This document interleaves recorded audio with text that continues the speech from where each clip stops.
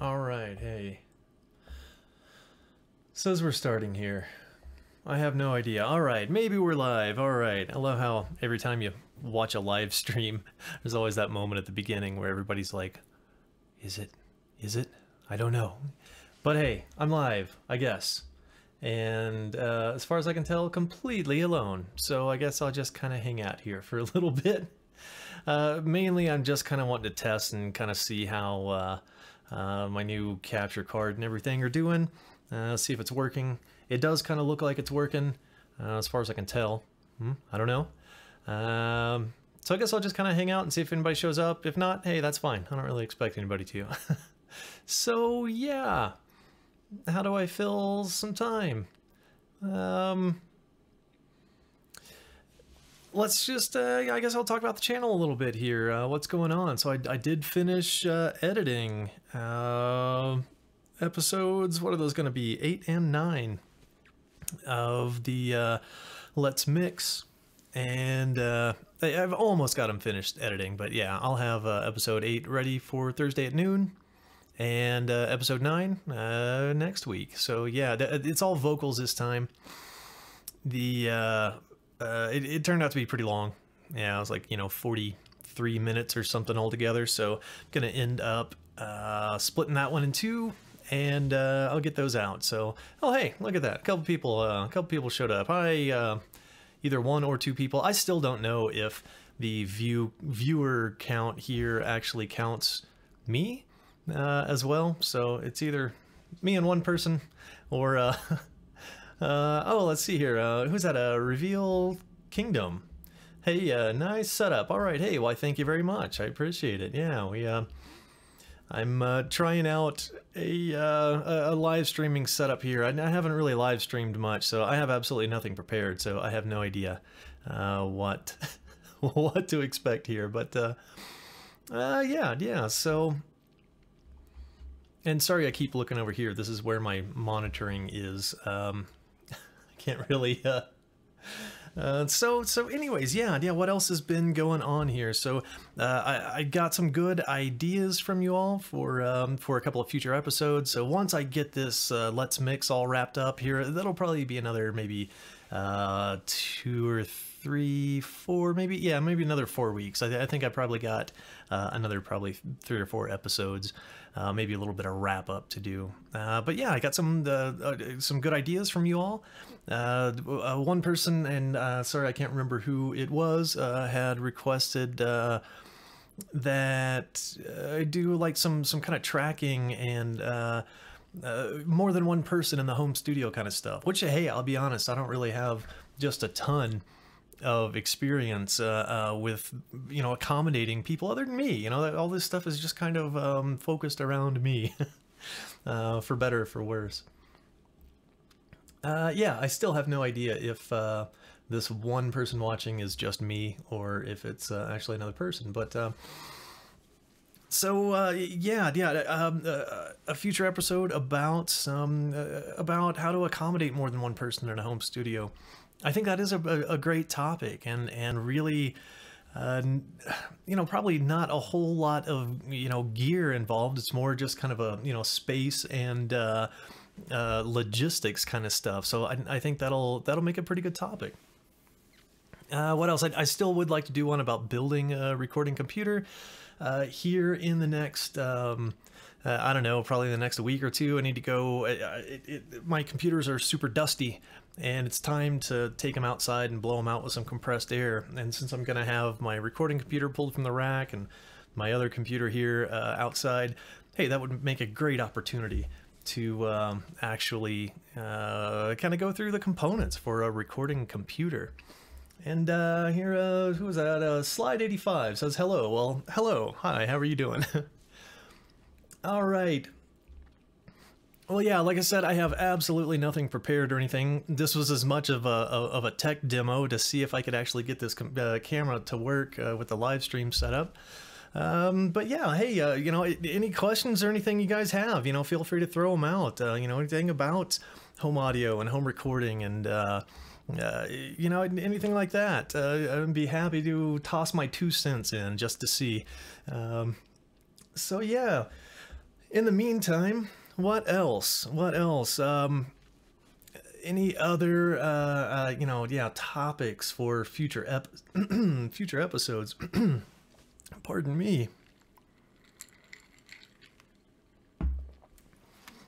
Probably not a great idea to bring an iced drink right in front of a microphone. That's always what everybody wants to hear, is just ice crunching, just in high fidelity, just right there. It's great. So yeah, if you guys have any questions or anything, or heck, anything you want to talk about, just toss it out there in the chat, and we'll see what all we can come up with. Anything else? Oh yeah, one thing that I've been anxious to try. Well, number one, I've got my newest microphone here. This is a Lewitt LCT 440, the Pure, which I've really been enjoying. You know, and for settings like this, honestly, it's excelled very well. I've only used it for one kind of quick throwaway. Oh hey, Mr. Joe, how you doing, Joe? Good to see you, man. But I haven't really gotten to use this very much on actual like singing vocal kind of projects or acoustic instruments yet. I just haven't had the opportunity, but I'm looking forward to it. Oh yeah, here, real quick, what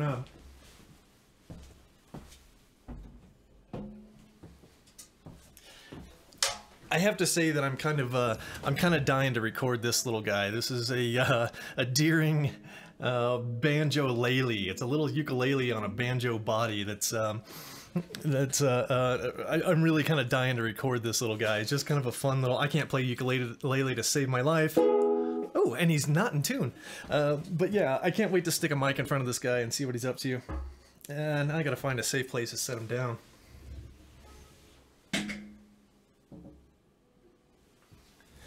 All right, so slide 85 says current DAW setup. Favorite mics. Yeah.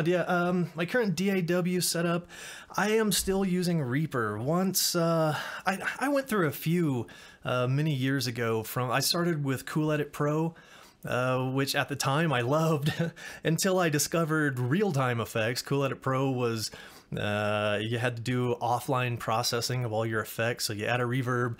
You had to click a button and wait for it to render, and then you hear your reverb, and then you want to change your mind, you got to render it again, and you know, it's kind of a pain. But it was cheap, it was easy to use, I loved it, I used it for a couple years. I've tried a couple of different random kind of cheapy entry-level kind of things. I'm trying to even remember, one of them was called like Crystal Audio Engine, I think. I used that for a little bit just because it was cheap. I tried Cubase and just never got along with Cubase. Once I discovered Reaper, that was really kind of the end of the story for me. I've tried a few others. You know, there's some great ones out there, like you know, Studio One is a really fantastic DAW, and it would probably be my second choice if I were no longer able to use Reaper for some reason. But yeah, Reaper is just kind of the end of the road for me. I love everything about just the way it's set up, and it really represents the way that I visualize the signal flow and recording and mixing. That's just kind of really my suits me very well. And Reaper for $60, you can't beat it. Yeah, absolutely. I agree. And then I think that was a lot of what really drew me to it, was for the price. And even I think when I bought my first version of Reaper, it was $40 or something. And it even took me a couple of years of using it with the nag screen before I actually purchased it. But I'm really glad that I did, and I'll probably be a lifelong Reaper user. As far as like favorite mics, yeah, it's kind of hard to pick a favorite. Really, if there was going to be such a thing as a favorite, it would probably, it just have to be something versatile, something that'll, you know, kind of jack of all trades kind of thing. You know, the good old SM57 is kind of hard to beat just because it's rugged. Like, you know, it's not the best sounding microphone in the world, but really you can use it for anything. You can, you know, mic just about anything with it. It'll take a lot of punishment, both like physical punishment and it'll take a lot of SPL, a lot of sound pressure level. It can take a just a beating as far as putting it on a snare drum or on a guitar cabinet or anything. It's almost impossible to do that thing wrong. But really, the one that I find myself going to the most, just in the most situations, outside of a snare drum or a guitar cabinet, would probably be the Shure SM81. I bought a pair of those used off a guy from homerecording.com, and I have to say that I probably use that mic for more things, just for acoustic instruments. I've used it for kind of voiceover kind of stuff like this. I've used it for percussion. Anytime I am not sure what to put in front of something, an SM81 is a pretty good bet. Certainly not a cheap mic, but it's just very linear. There's no high-end lift to it. There's no boosted bass. It's just from the lowest low frequency to the highest high frequency that it picks up. It's just absolutely ruler flat. And so whatever you put it in front of, you get a pretty accurate representation of what it's doing, and then that gives you a pretty blank canvas to do post-processing with things, you know, EQ and compression, things like that. I think the SM81, or anything kind of like it. I'm trying to think of somebody had asked me in one of the comments on one of my videos about what would be like a budget version of the SM81. And for the longest time, I had no answer for that, because I think the SM81 goes for, it's like $350 or $385 US. It's a pretty pricey mic. I wouldn't have bought it if I hadn't have bought it used at a substantial, discount. But really, the mic that I've used in the budget category recently, that's the closest, would probably be that Behringer C1, you know, for a $50 microphone. Now the C1 does have kind of a high frequency, like a presence lift to it, so the SM81 doesn't. But it's got that same linear mid-range and linear low end to it that is just really, I don't know, versatile, I guess. As far as a entry-level microphone in that kind of, flat linear category. Maybe the C1, even though it does have that high frequency kind of lift to it. So yeah, so what about you guys? What are you using? So we got 3 people in here watching. So yeah, what are you guys using? As far as software, as far as hardware, mics and all that stuff. And actually, if yeah, Joe, if you're still on there, did you ever find a suitable replacement? So Joe had a really fantastic interface, which is the Focusrite 18i20. It's just a whole bunch of inputs, a whole bunch of outputs, ADAT, it's, dual headphone outputs, 8 mic preamps. I mean, that thing is like just an absolute battle station when it comes to recording. You can kind of do anything you need to do. And it turned out to crap out on him there after a few years. And yeah, just kind of curious if you ever found a suitable replacement. It looked like you'd been shopping around a little bit, and actually, yeah, how's the Roland treating you? Have you had a chance to fire up the little Rubik's 22 and give it a bit of a workout yet? I thought that was a pretty solid little box myself.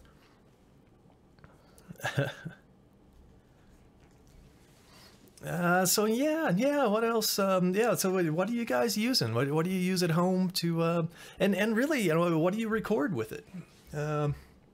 What kind of, you doing, acoustic instruments, you're doing electric instruments, you're doing, it seems that a lot of the material online, and apparently I missed the memo that, like, electronic music, electronic instruments, I mean, they're huge. I knew it existed, but I didn't really quite realize the gravity of how immense the number of creators and audience there is for, kind of electronic music. And a lot of people doing stuff at home seem to focus a lot on kind of electronic stuff. And all right, so yeah, what do we got here?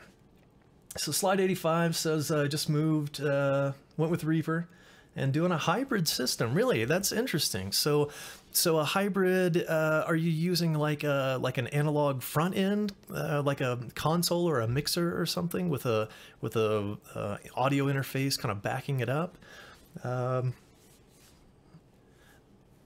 Oh, and wow, and so Travis, howdy Travis, says he's using a 2-inch 16-track analog. Wow, all right, props to you, man. That is that's some old school stuff, dude. I haven't been brave enough yet, and I'm not sure that I will, since I didn't grow up with tape. That would be a tough transition for me at this point in my life.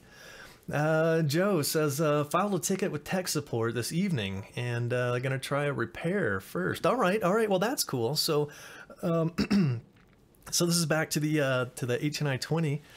So going through Focusrite tech support. Well, man, I hope they can treat you all right. I hope they can you know, hook you up and get you referred to a good repair person. And I hope the repair person is somewhere near you. You having to mail it off or anything? Hopefully not. I had to do that once, and it's one of those things, you take the heart and soul out of your home studio and mail it to somebody and live without it for a couple of weeks. So yeah, it's not very much fun.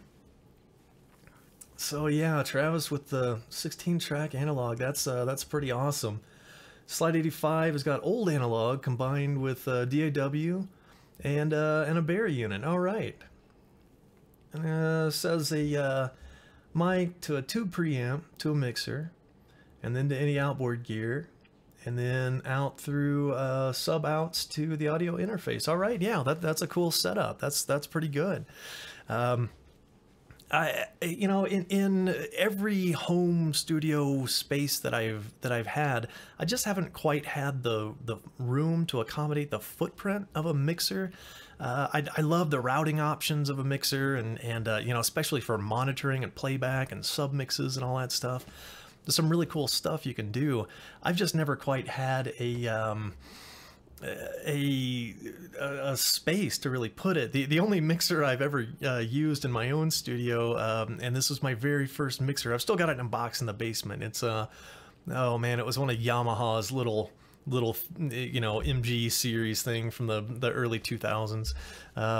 It's kind of hard to even call that a mixer, but I used it for its preamps. My first audio interface was an M-Audio Delta 44, which is just 4 line inputs and 4 line outputs, no preamps, no nothing. So I got the little MG mixer from Yamaha to just use the 4 preamps off of it, just for, you know, for whatever.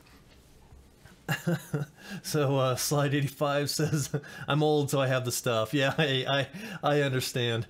Yeah, and you know, give me time, and I'm sure the gear that I love is going to be the same way. If I had gotten into, you know, recording and mixing, you know, 10 years earlier or 20 years earlier, I probably would still be in love with, you know, with tape and a console.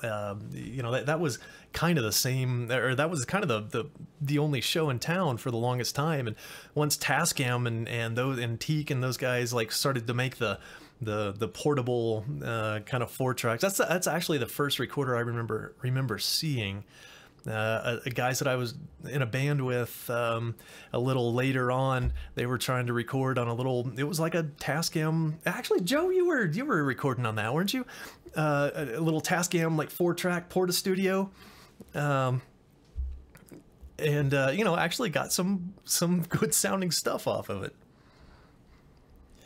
And yeah, the old yeah, consoles are definitely a pain and an energy sucker. That is what I have come to realize. I watch Warren Hewitt's channel on Produce Like a Pro, and you know, he's got that giant SSL console that that's always the backdrop of his videos when he does stuff in his control room.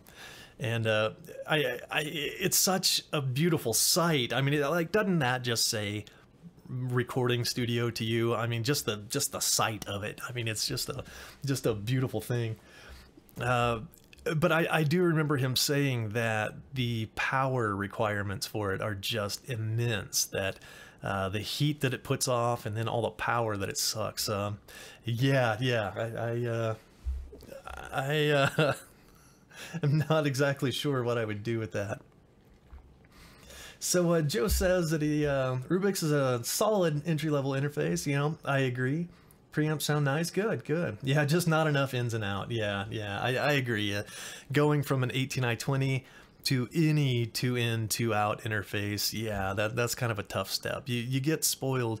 And see, so Joe's in a home recording situation very similar to my own, to where we kind of each do the one-man band kind of thing.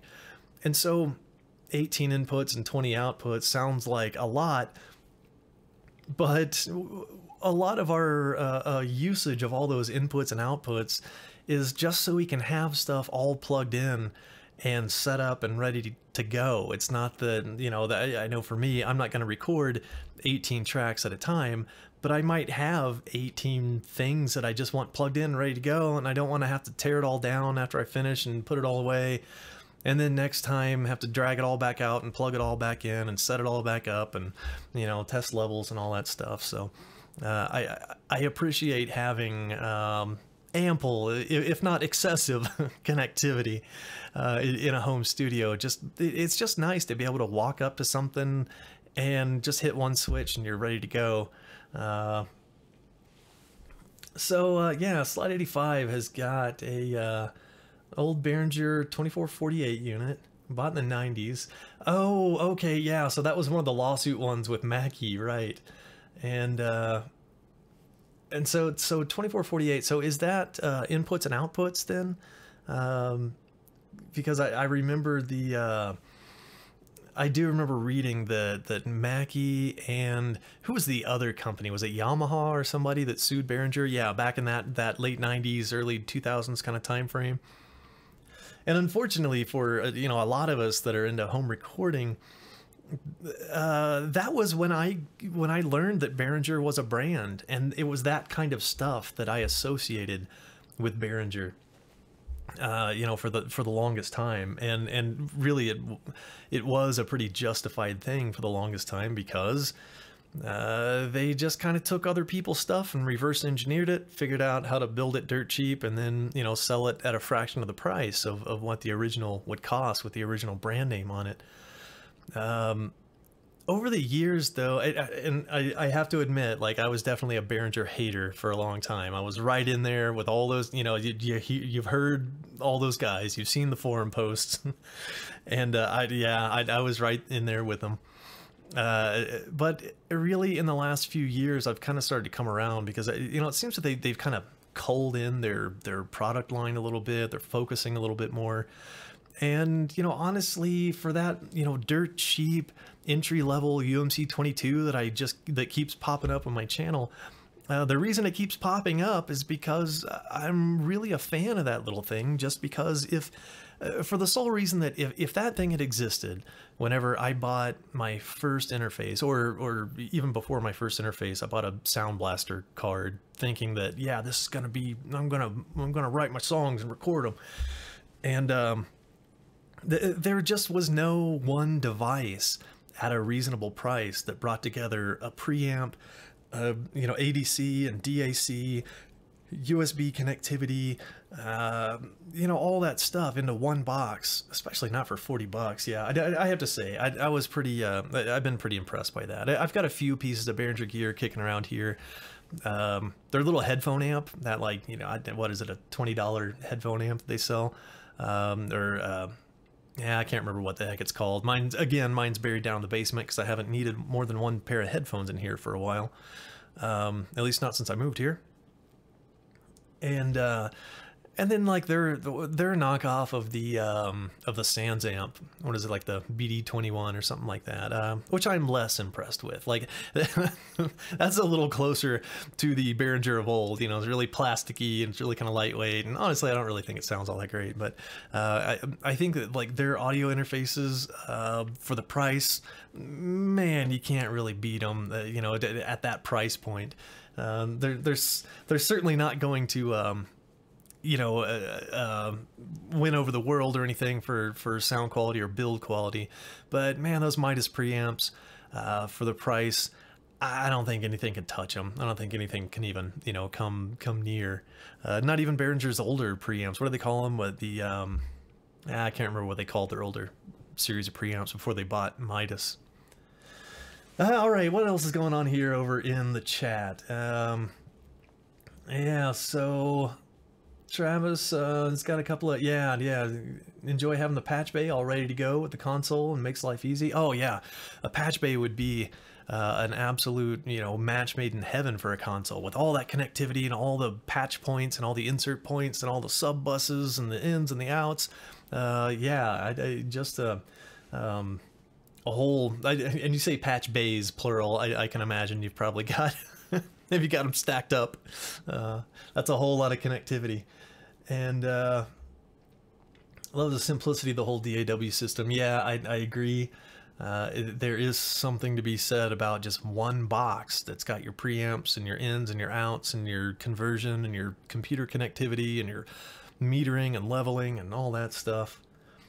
And yeah, so you just don't like to have to use a mouse all the time. I agree, and especially if you know, essentially, you know, grew up using faders, I can totally understand. I you know, grew up using a mouse and keyboard, and I could always just, there was just kind of always something missing.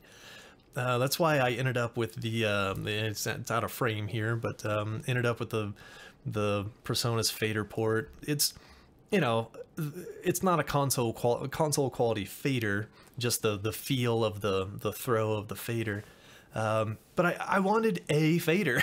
I wanted a fader in my studio that I could.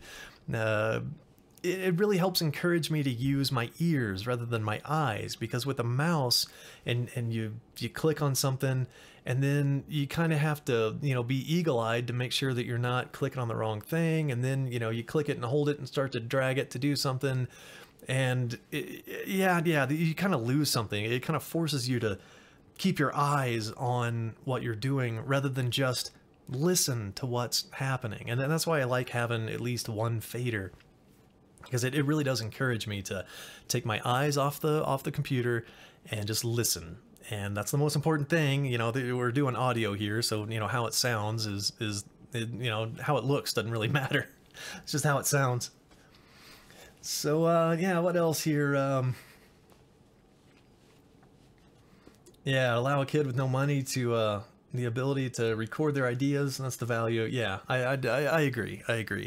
And while the entry-level Behringer stuff, you know, it isn't gonna win over the world, well, I mean, maybe just by sheer volume it will, because so many people can afford. It's kind of like Fender in the 1950s, you know, while, you know, Gibson was making, you know, furniture almost, you know, these kind of keepsake quality instruments, and, you know, they were you know, even back in the day, they were a pricey thing, right? I mean, it was, you know, weeks worth of salary for someone to afford a Gibson instrument. But here comes Fender, and they're like, well, if we, you know, manufacture the neck and separate from the body, and we paint the body, and we do this and that, and then we can bolt it together and slap some strings and pickups on it. And I mean, they essentially changed the face of rock and roll over just because they gave more people the opportunity to afford to get in the door and use their product. And I think Behringer's kind of like that for home recording. They're kind of doing that same thing. It's like they're putting it within financial reach of almost anybody, you know, for $40, and then, you know, some other expenses here and there. And really, the more people, the better. The more ideas we hear, the better. The better chance that better stuff is gonna, you know, bubble up. So yeah, what else? Slide says I spent over $450 for my 4-track. That sounds about right. So $450 4-track. I'm trying to think. So was that like was that cassette, or was that like real a 4-track? Let's see. So Travis has got a Sony console, a Sony 3036. Here, actually, let's take a look at that. Let's see if I can go find a Sony 3036. Let's take a look. And let's do here. take a look at this here. Oh, wow. So, Travis, do these look familiar at all? Is this what we're talking about? That is freaking massive. MXP 3036. Does that sound about right? Wow, yeah, that is a beast. Holy moly. How many tracks does that thing have? What is that? Did you just say 24? 24 plus all the meter bridge and no telling how many sub outs. Yeah, that kind of looks like NASA Control Center there, man. I would be lost. I would be totally lost. Wow, yeah, that's pretty impressive. That's definitely really cool. Oh, okay, yeah. So that's the 36 version. Okay, 24 bus channels. So is that 12 stereo buses then? Man, yeah, I could imagine the possibilities. My head's kind of spinning even just trying to think about it. I have a feeling my learning curve on a console would be pretty steep because I have a feeling that all the routing would just be, I would have to dedicate years of my life probably to try to figure out all the routing, how to get stuff routed back and forth. Let's see, what else? What else have we got here?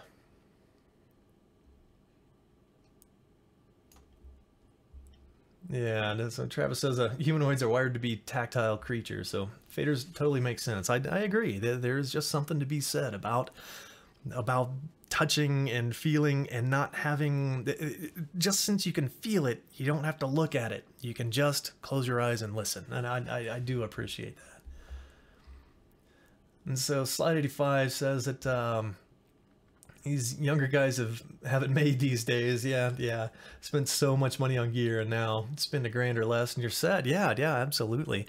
Heck, I even, in a video this past summer, spent $100 on Behringer gear and, got a microphone, an interface and a pair of headphones and, other than instruments, that was just about all I needed. I really was impressed with what the budget gear can do. Yeah.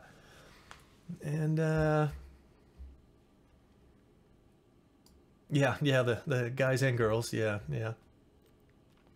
Although, so this is something that I almost, I actually deleted a part out of one of my videos. It was like last week. I was doing one of the kind of occasional updates, and I'd just been curious.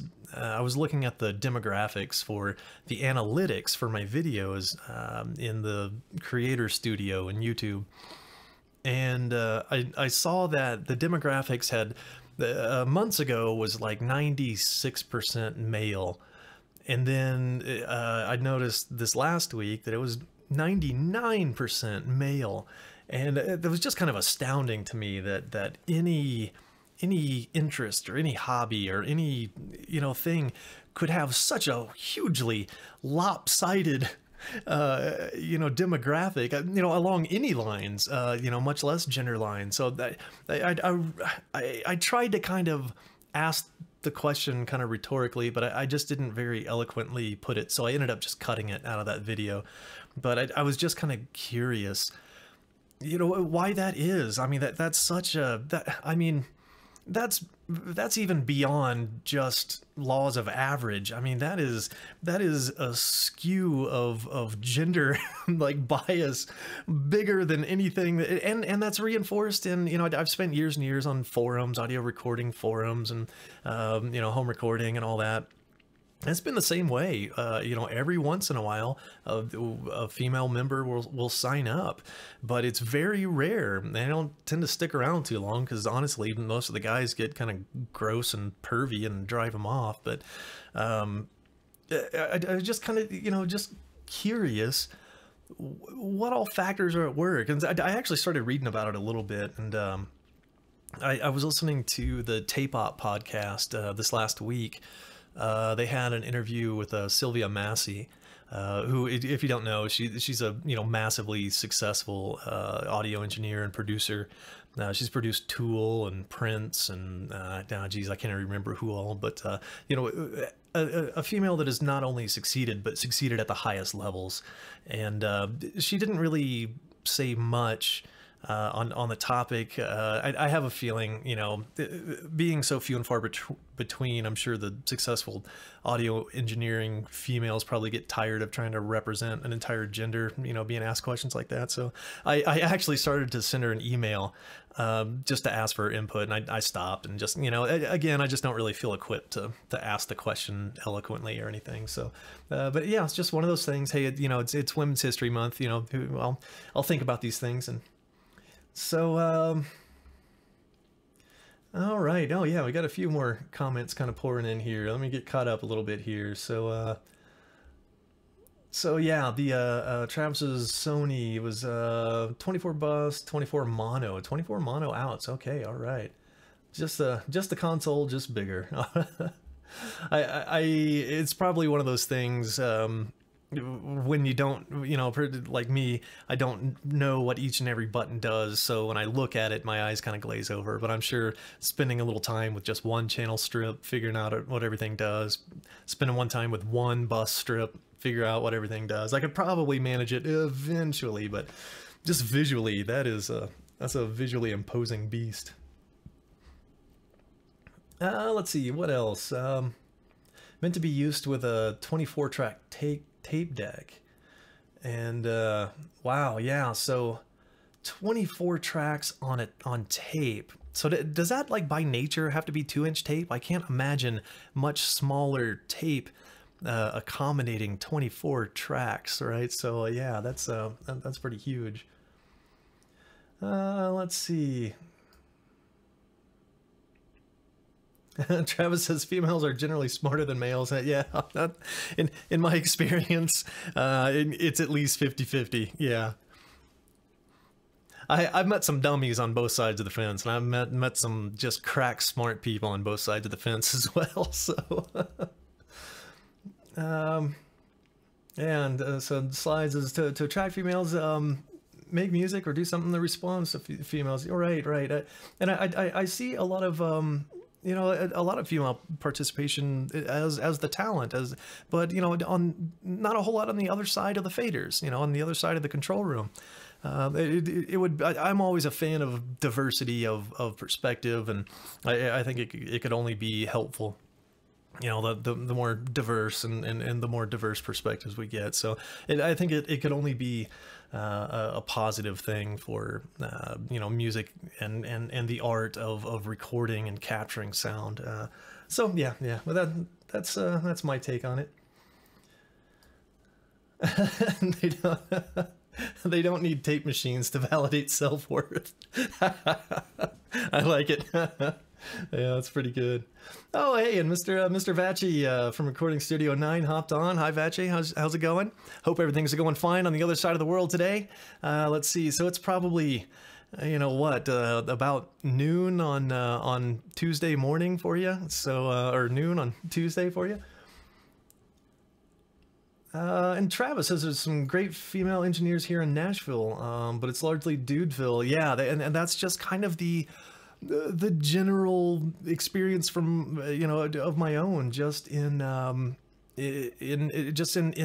home recording kind of circles. Yeah, it is just really hugely male dominated, which is just weird that any walk of life would be so vastly male dominated. Yeah, it's just weird. All right, so Recording Studio 9 says 1:20 p.m. Yeah, all right. So hopefully you're on your lunch break or something, right? Right? You wouldn't think of watching YouTube at work, would you? Nah. So I've got to ask, you know, how goes the you know, everything at Recording Studio 9? Hopefully you got, it sounds like you had lots of clients. Sounds like you've been pretty busy, and not only busy, but still cranking out content for your channel regularly. I'm not sure how you manage it. I'll tell you what, I'm so bad at time management. I can barely manage a full-time job and cranking out a video every 1 to 6 weeks. Travis has the bro zone layer. Yeah, that sounds about right. I'll try not to crunch ice in the microphone this time. So yeah. What else? Again, I had absolutely nothing prepared. You know, I just kind of hit the button and just kind of realized I don't have anything to talk about. So Recording Studio 9 says, yeah, very busy, but got to make time for YouTube. Yeah, that's all right. You know, that actually works pretty well. It looks like you found a really good balance of being able to spend ample time in your studio and leverage that for content, you know, for all your viewers. I really appreciate that. I do have to say I look up to you a lot for your channel, and you know, just the drive that you have to you know, keep good content coming out, you know, on a regular basis. I think you do a great job. So you know, hats off. Hats off. Oh, so it says video looks great. The audio's a little low volume. All right, here, let me check a thing or two. This is a very unconventional, for me, unconventional setup compared to what I usually do. One moment, let me crank a volume real quick.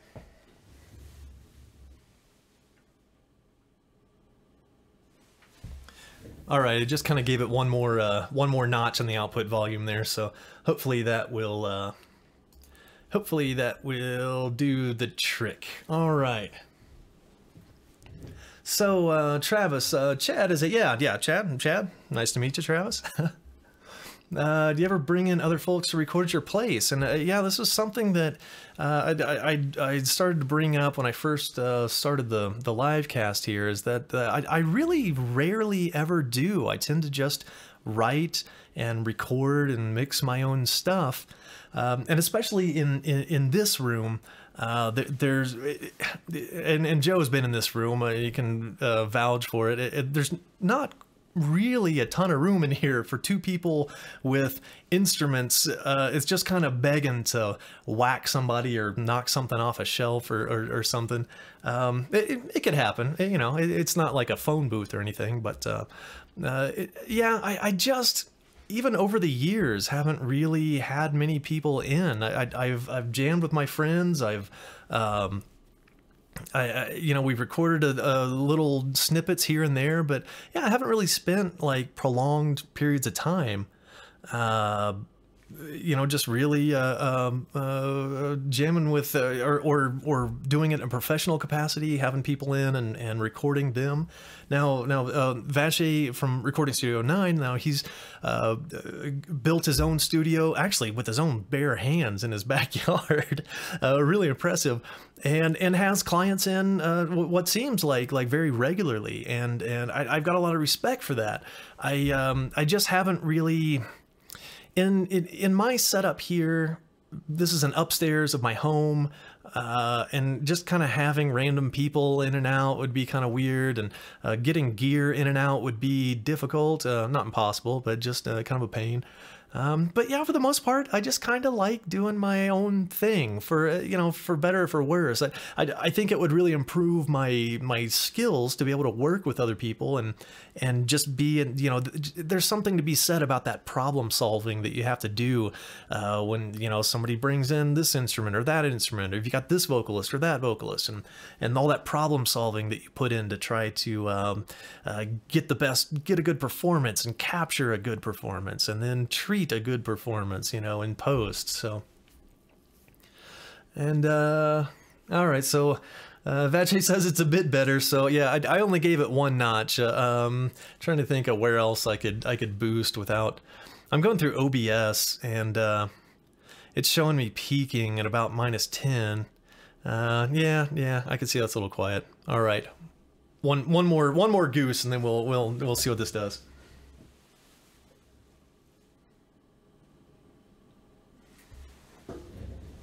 All right, let's see if that's any bit better. Yeah, it seems like I'm peaking about -6 or so. That's a little bit more where I would want to be. All right.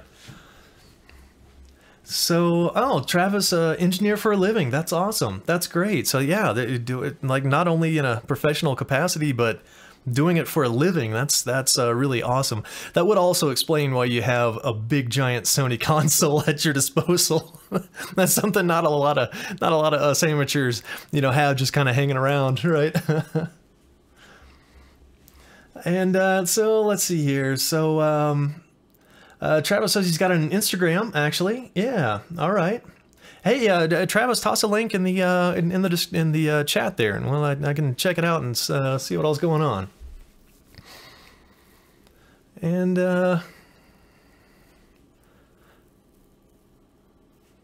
yeah, so Travis says that yeah, it's totally true. And when you're in the deep end, getting sounds for folks that are paying you, you learn quick. Yeah, that sounds about right. I could imagine because I'm sure it does put that pressure on you that you, I mean, I'm sure you're probably already putting pressure on yourself because, you know, this seems like a very self-motivated kind of business to be in from, you know, outsider's perspective. But it seems like you would have to really be a self-starter and put a lot of pressure on yourself to do what you would believe to be the best job you could be.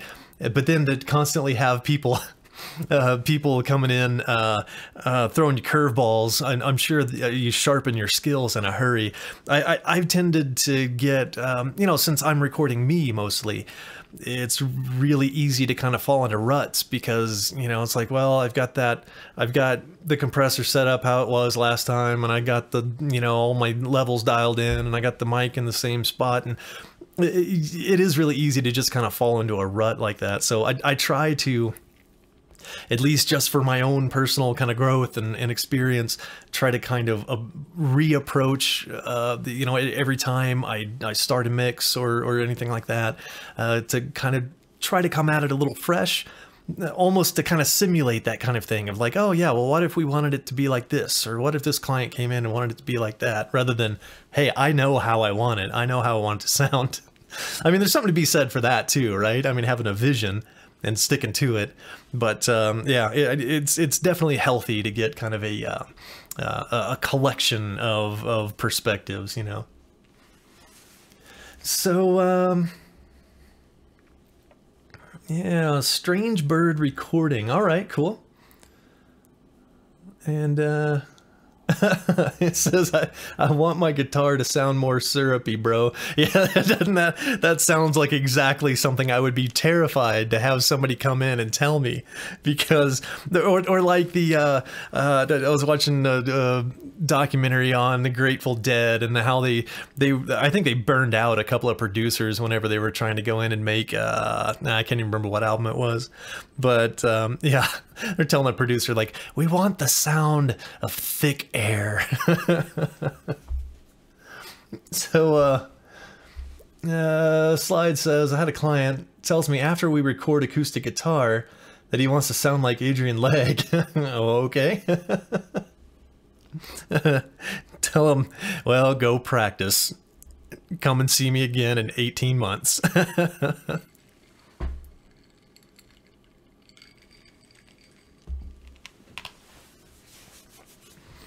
All right. So yeah, okay, just out of curiosity. Yeah, it sounds like Travis is digging up a link for us. So, all right, yeah. So what else?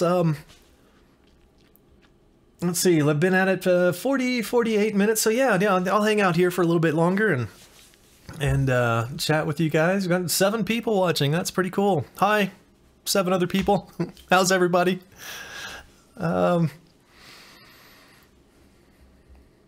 Okay, so Travis said he's been fortunate enough to ask engineer live sessions at Third Man Records. Actually, Third Man. Is that wait, is that Jack White's place? Is that Third Man? Or am I getting it mixed up with another in front of a live audience? Wow. Am I getting that mixed up with a different studio? Yeah, let's take oh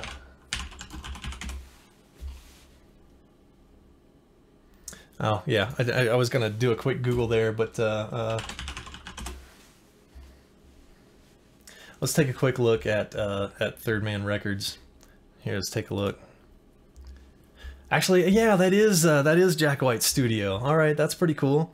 Here, let's see if they have any store locations, live artists on tour, blah, blah, blah. I was hoping they had kind of a like a studio tour. I've seen a little bit of video in there. I've seen some pictures, and I've you know, definitely heard the recordings coming out of there. Actually, Jack White did a really good Tape Op podcast interview.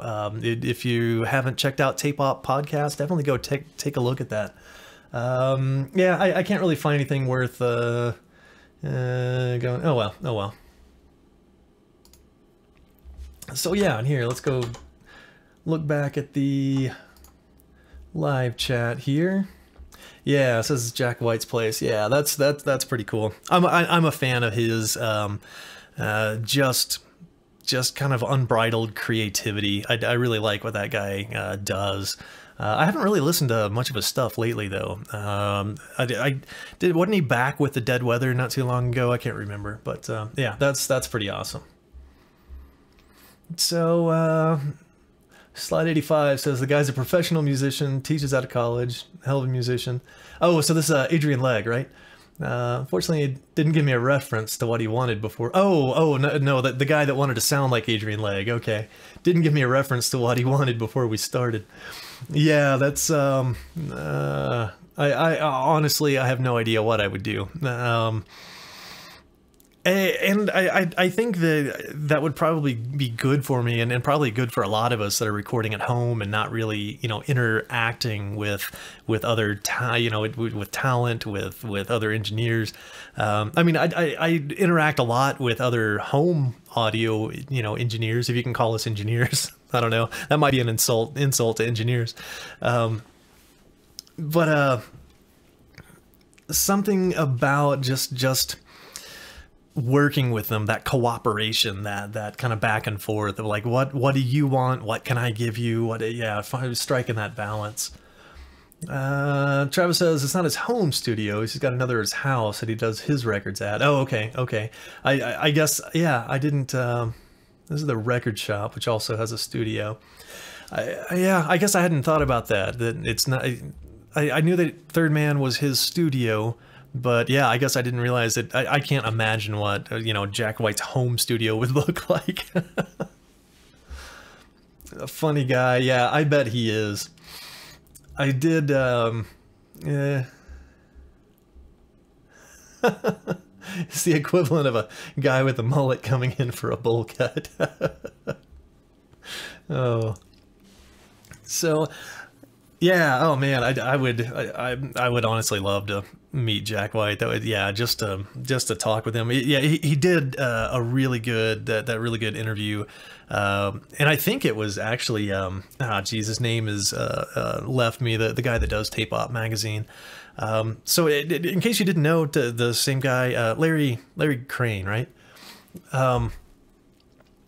So he does yeah, he does the Tape Op magazine, which if you're not subscribed, no reason not to. If you live in the US, because I believe it's free subscription anywhere in the US. I think that there's a fee for overseas, but yeah, Tape Op magazine, terrific. It's a free is it monthly, bi-monthly magazine, ad supported, but all the ads are for awesome stuff that you would love anyways if you're watching this. What they started doing was releasing the audio recordings that they would record when doing an interview with somebody, and the interviews are just for transcription purposes. But then they realized, hey, there's actually some interest. Why don't we release these as podcasts? So the audio quality is kind of crappy, especially for something, you know, audio centric like Tape Op. But they're fascinating. You know, they've had, you know, Don Was and Glenn Johns and yeah, Jack White, Sylvia Massey a couple weeks ago. You know, just the people that either you've heard of or that you'll be glad that you did hear of once you know, read or listen to these interviews. Definitely worth checking out. And yeah, Larry Crane, Larry rules. Yeah, my first time of ever seeing or hearing him, I've never met him or anything. I mean, I'm just some guy, but was through Warren Hewitt's channel, and where he did a Skype interview with him, and that was just fascinating to hear about the origins of this magazine that just came about because he was sick and tired of all of the product reviews that were essentially paid advertisements for the product. So it felt like he was never getting a good, honest, unbiased review of a piece of gear. You know, you never ever would read that like, oh yeah, I tried this thing and it sucks. And instead it was always these glowing reviews that were all essentially paid, you know, paid commercials. So he decided, I'm going to start my own magazine. I'm going to write what I actually think about these things. So the gear review section of Tape Op is definitely the one of the more entertaining parts of it. You know, they obviously very experienced engineers and producers and artists, and they get this gear in their hands, and yeah, they'll really tell you what they think of it, and it's kind of yeah. Let's see here. So Travis, you mixed down through 80 converters and which ones? So yeah, Travis says he's got a Pro Tools rig and mixed both through converters as well as quarter-inch two-track tape machine. Okay, Lynx Aurora. Oh man, Lynx. I've speaking of the ads in Tape Op. Yeah, I've seen the Lynx stuff, you know, on paper, and went and Googled it. And as soon as I saw the price tag, I thought, ha ha, ha, okay. I'm pretty proud to have like splurged on RME in my own home studio, which is totally like, you know, unnecessary for a home studio. But holy crap, yeah, that Lynx stuff, that's the real deal.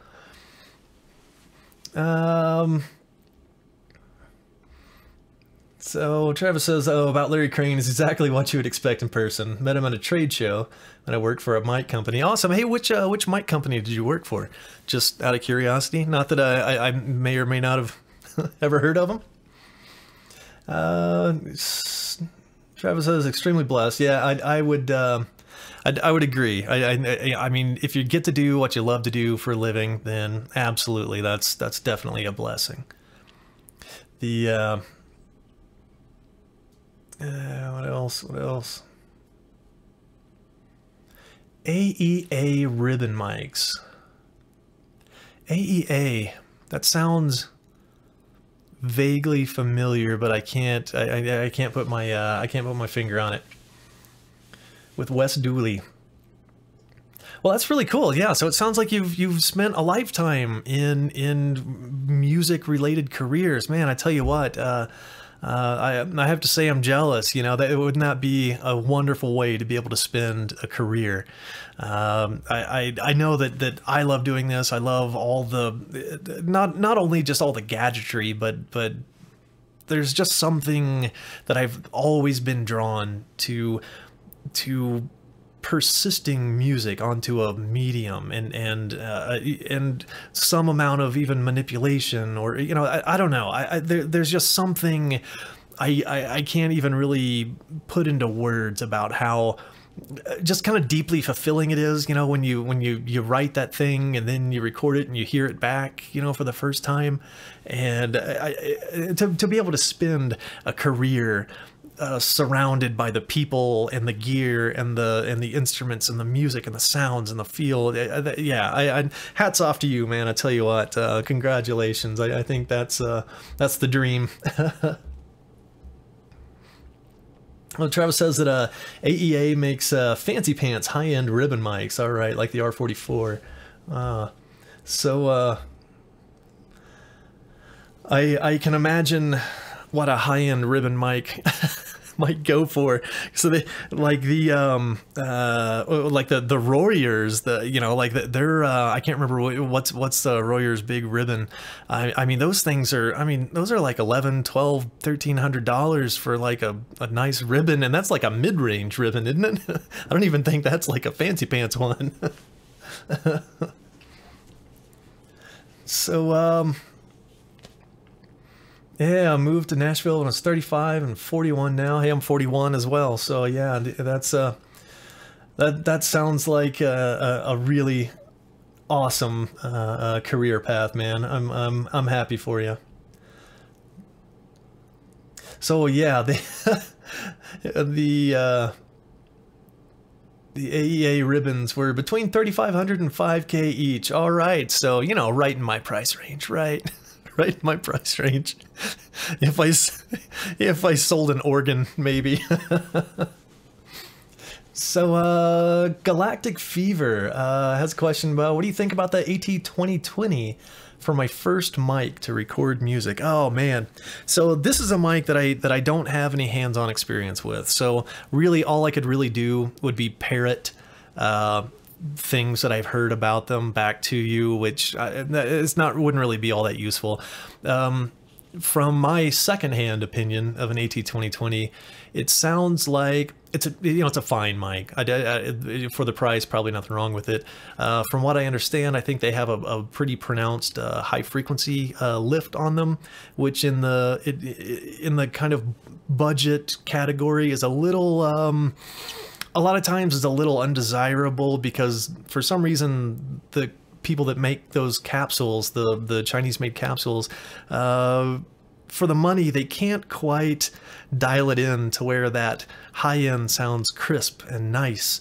Instead, they tend to kind of start to sound a little harsh. But I mean, with a little distance from the mic, or a pop filter, a little EQ and post, you could probably fix that up. And really, I don't think an AT2020 is going to ruin anybody's recording. I think it would probably be fine. Because that is right in the, here, let's go look it up real quick.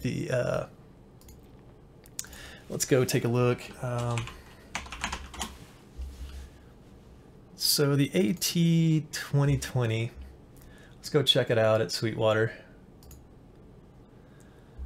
So yeah, right at that $100 price point. Let's see if Sweetwater lists a frequency response for it.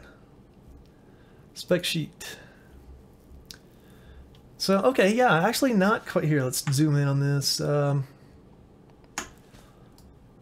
So it's a cardioid, which is, you know, to be expected. So a little dip right around 80 hertz or so, and then a little presence peak from 5 to about, you know, 12 or 15K. I think that's probably what I would expect. Honestly, I don't think it's going to be awful. For $100, is there anything I would rather have for $100 rather than an AT2020? Let me think. I hate to keep going back to Behringer gear, because I'm not a Behringer shill or anything, but I have to say, for $50, that C1 was, I was darn right impressed with it. Let's see if anybody else has got any suggestions there.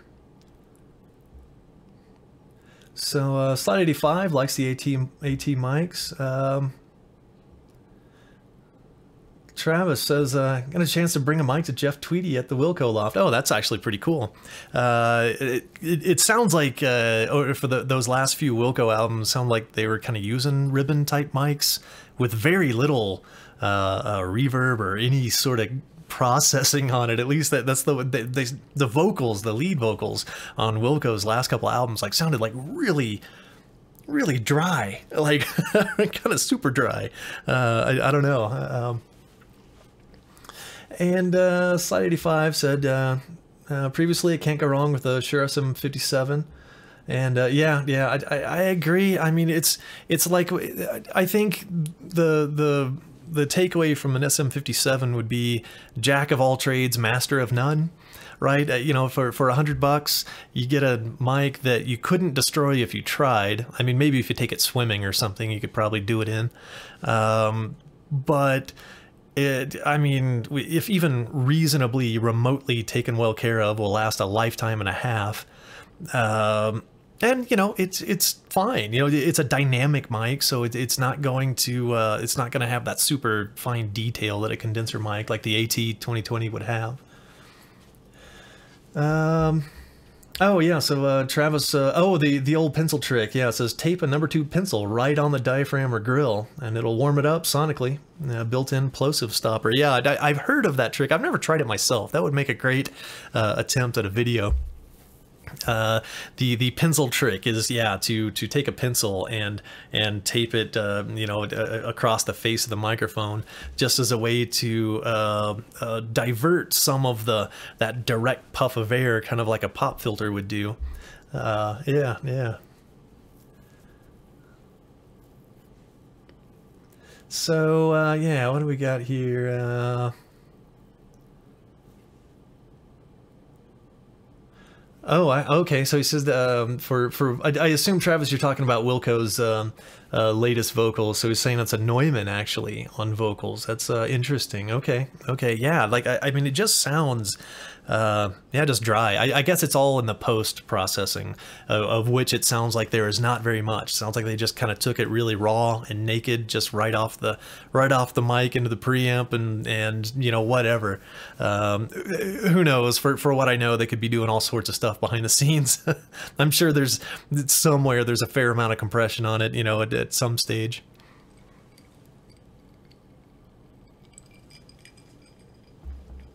All right.